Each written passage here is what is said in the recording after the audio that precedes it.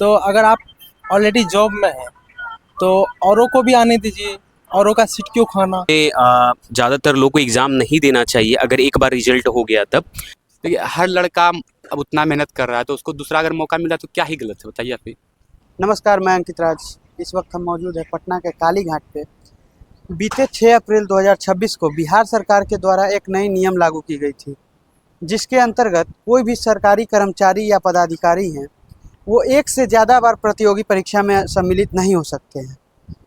और अगर उनको एक से ज़्यादा बार उस परीक्षा में सम्मिलित होना है, सरकारी परीक्षा में सम्मिलित होना है, तो उन्हें अपने जो वर्तमान में नौकरी कर रहे हैं उससे इस्तीफ़ा देना होगा।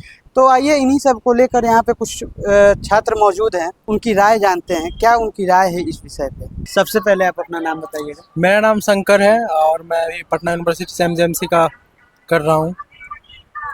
बिहार सरकार के नगर विकास एवं आवास विभाग के द्वारा 6 अप्रैल को एक नई कानून लागू की गई है, जिसके अंतर्गत किसी भी सरकारी कर्मचारी या पदाधिकारी को सरकारी प्रतियोगी परीक्षा में बैठने की अनुमति बस एक बार है जी।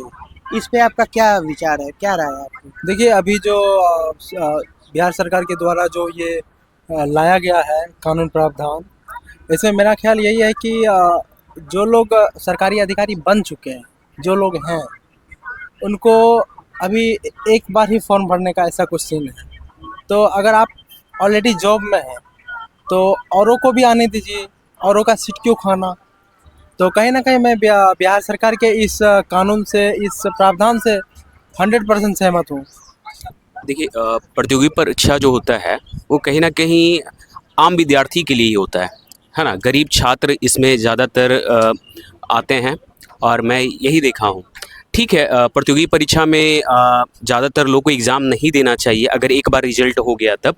मैं इस तरह से मानूंगा कि अगर किसी का रिजल्ट हुआ है ग्रुप बी में तो वो ग्रुप बी का रिजल्ट दोबारा मतलब एग्ज़ाम ना दें।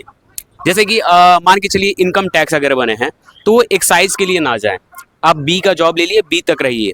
अगर कोई बंदा ग्रुप सी या ग्रुप डी के जॉब में है तो वो अपग्रेड कर सकता है, वो ग्रुप बी या ग्रुप ए के लिए तैयारी के लिए जा सकता है। मगर अगर आप कोई ग्रुप ए का अगर जॉब चयनित हो गए हैं तो प्लीज़ आप मत जाइए, आप वहीं पे रहिए, स्टे कीजिए। ये गलत है क्योंकि आप एक सीट को मतलब कि वैकेंट नहीं कर पाते, उसको बस फुलफिल करके चले जाते हैं। और कहीं ना कहीं आप देखिएगा उस सीट को मतलब फील किया हुआ ही माना जाता है, खाली नहीं माना जाता है, फील किया माना जाता है।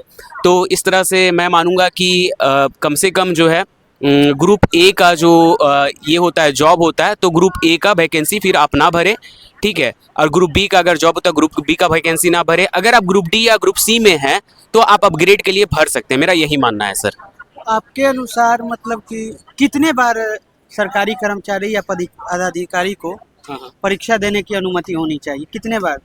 अगर वो अच्छे पोस्ट पे हैं तो प्लीज़ वो फिर दोबारा तैयारी ना करें, अपने पद पे अपना खुशनुमा ज़िंदगी जिए, अपना सही स्तर से उसको सुचारू रूप से ठीक करें। क्योंकि वो पोस्ट कहीं ना कहीं सही है। अगर ग्रुप ए के अच्छे जॉब पे हैं, ग्रुप बी के अच्छे जॉब पे हैं तो उसी में रहिए, अपने आप को अपग्रेड मत कीजिए। जहाँ है, जहाँ आपका जॉब लगा है वहीं पर रहिए। मेरे ख्याल से अगर आपका जॉब सिलीगुड़ी में लगा है, आप ग्रुप बी के पोस्ट पे हैं, इनकम टैक्स अगर चयनित हुए हैं तो आप वहीं रहिए, वहीं का सेवा कीजिए। आपको सरकार जब इधर उधर करती है तो आप चले जाइए, कोई दिक्कत नहीं है। मगर मैं देखता हूं कि अपने सीट को मतलब कि अलग करने के लिए, बिहार आने के लिए वो फिर से ग्रुप बी का एग्ज़ाम में बैठ जाते हैं, मतलब कि एसएससी में बैठ जाते हैं, सीजीएल में बैठ जाते हैं और फिर उसके बाद कहीं ना कहीं बिहार आने का कोशिश करते हैं। तो ये कहीं ना कहीं गलत है क्योंकि इससे ज़्यादा आप देख सकते हैं कि भीड़ हो जाती है। अच्छा खासा लड़का लोग जो तैयारी करके आता है वो आपके तैयारी से कहीं ना कहीं पिछड़ा होता है ना। मेरा यही मानना है। देखिए हर चीज़ का एडवांटेज और डिसएडवांटेज दोनों होता है, ठीक है।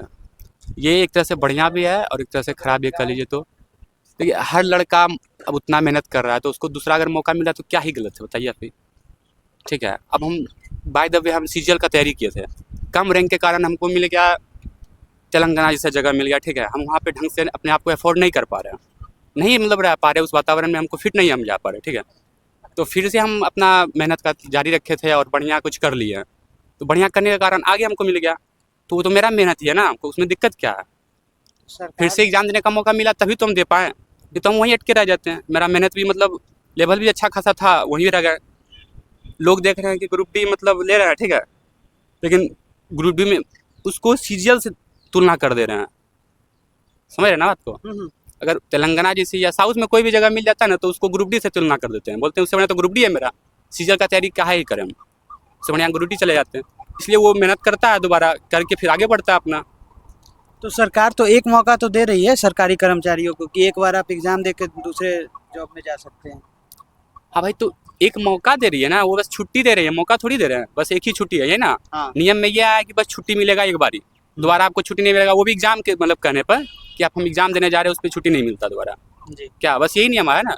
लेकिन ऐसा थोड़ी होता भैया, अब मेरा जीएस बढ़िया है, ठीक है, दरोगा में भरे हैं, एग्जाम देने जा रहे हैं दरोगा का, कल फिर से हम एनटीपीसी में भी भरे हुए थे, एनटीपीसी का भी एग्जाम आ गया तो उसमें भी देने जाएंगे ही, क्योंकि मेरा मैथ रीडिंग भी बढ़िया ही होगा।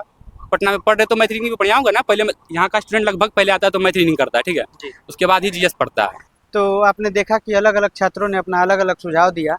ऐसे ही तमाम वीडियो के लिए बने रहे हमारे साथ। धन्यवाद।